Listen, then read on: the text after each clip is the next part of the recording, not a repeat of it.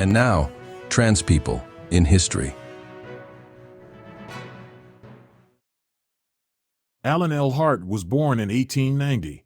Living on his grandparents' farm in Oregon from the age of 5, he was allowed to present as male, a period he later described as exceedingly happy. So supportive was his family of his childhood social transition that when his grandparents passed away, both obituaries listed him as a grandson. At 12, a change of schools meant he was obliged to present as female on campus, though he was allowed to use his chosen name. He attended what is now Lewis and Clark College, Stanford University, and earned a Doctor of Medicine degree from what is today the Oregon Health and Science University. He continued ongoing education throughout his career, obtaining degrees in radiology, public health, and participating in various research fellowships, among other things, across the years. He devoted his medical research to tuberculosis.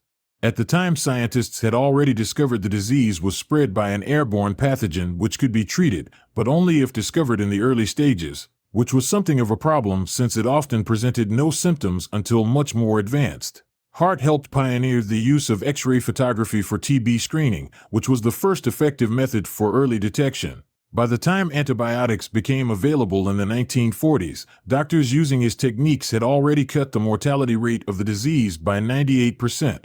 He quite literally saved hundreds of thousands of lives. Between 1933 and 1945, he worked with the Idaho Tuberculosis Association, establishing permanent and portable clinics, as well as traveling the state for screenings, education, training, and treating patients.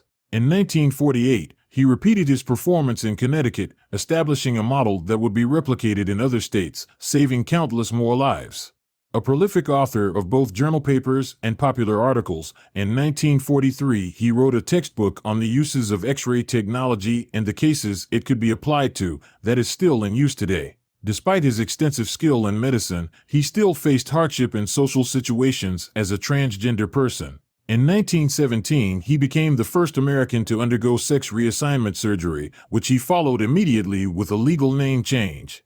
However, as an intern at San Francisco Hospital, he was outed by a former classmate who ran to tell the local newspaper the sensational tale, which printed his dead name and misgendered him throughout the article, going so far as to describe him as a Stanford grad who had been a quote fluffy co-ed who affected boyish mannerisms.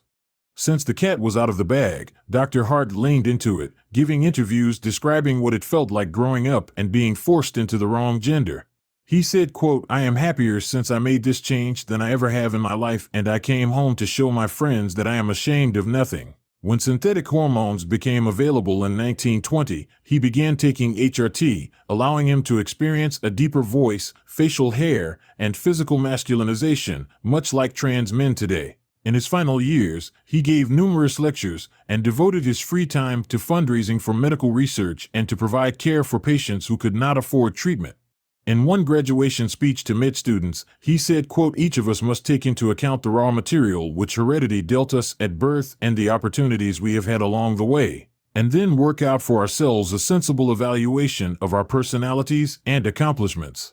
His ashes were scattered over Puget Sound, where he and his wife had spent many happy summers.